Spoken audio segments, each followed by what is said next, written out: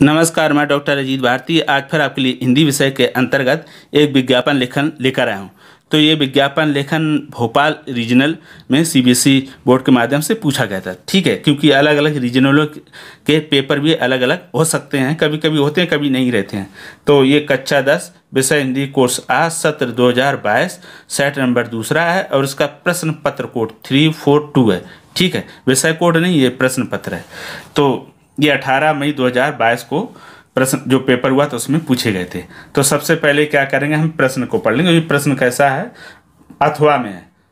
तो प्रश्न इस प्रकार था, आपकी बड़ी बहन का एक थिएटर समूह है, वे इस शहर में अपने नए नाटक का मंचन करने जा रही हैं।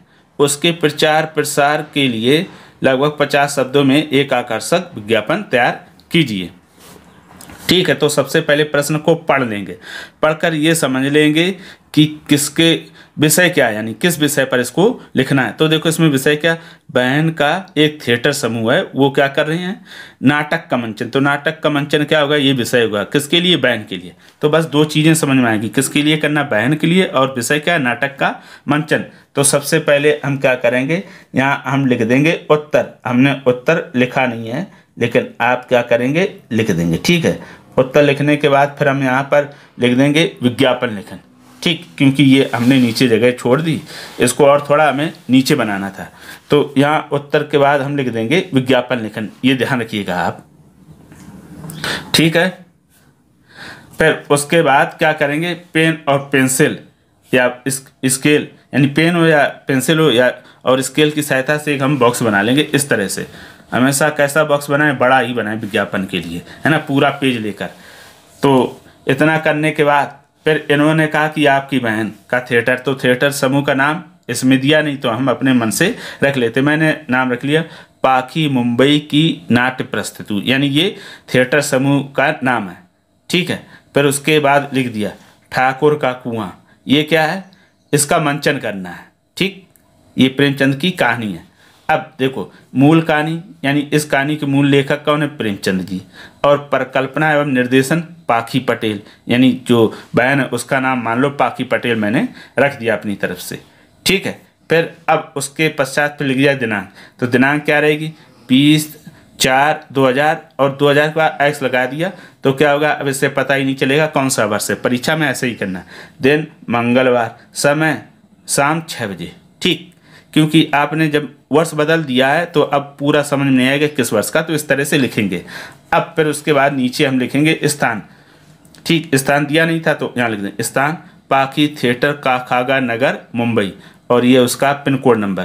फिर मेल भी दिया pakhi@gmail.com, ये फ़ोन नंबर दिया 07345 और ये 4 बार एक्स बना। और क्या लिखेंगे, जो सबसे महत्वपूर्ण है, ये लिखेंगे प्रवेश निःशुल्क। ठीक है, तो निःशुल्क में यहाँ भी बिंदी 2 लगा देते हैं, ये हो गया। तो इस प्रकार आपका विज्ञापन बनके पूरा तैयार हो जाएगा। तो ये विज्ञापन ऐसा दिखाई देगा इस तरह से, ये पूरा विज्ञापन।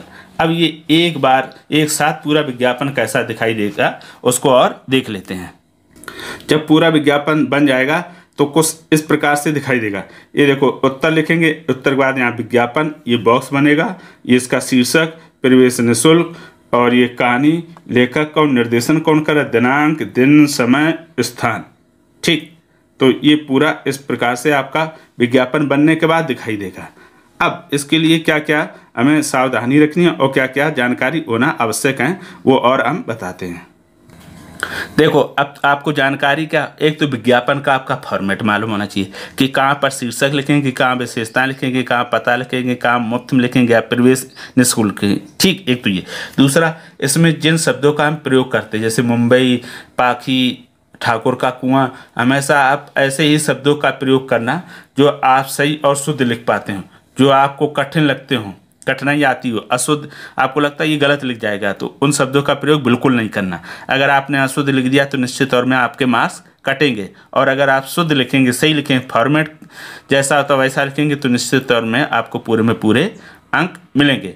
ठीक, एक तो ये बात होगी। अब दूसरी, आप इसका अभ्यास कैसे करेंगे, तो सबसे पहले इस विज्ञापन को मान लो आप 2 बार देख कर लिख लेते हैं, फिर तीसरी बार आप क्या करेंगे, बगैर देखे लिखेंगे, और उसमें बाद में तीसरी बार बनाने के बाद आप चेक कर लेंगे, जो कमियां रह जाएं उनमें सुधार कर लेंगे। ऐसे आप दूसरे विज्ञापन का अभ्यास करेंगे और आसानी से आप विज्ञापन बनाना सीख जाएंगे। अब जैसे चित्र की बात रही, तो इसमें चित्र है नहीं, अगर हम चाहें तो चित्र बहुत आसानी से बना सकते हैं। तो चित्र कैसे बनाएंगे, इस प्रकार से बना सकते हैं। मान लो हमें ये मखौटे बना दिए, क्या बना दिए, मखौटे, इस तरह से, ठीक है। हमें थिएटर से रिलेटेड क्या करना है, कोई भी चित्र हमें आने चाहिए, ये इस तरह से ये बन गया, ठीक। तो ये क्या हो गया, आपका चित्र भी बन गया। यानी जो वो का किया नाट्य प्रस्तुति की जा रही है थिएटर से संबंधित, उससे रिलेटेड कोई भी लोगों को बात करते, नाचते, कूदते, खेलते भी दिखा सकते हो, यानी ऐसा लगे कि अभिनय कर रहे।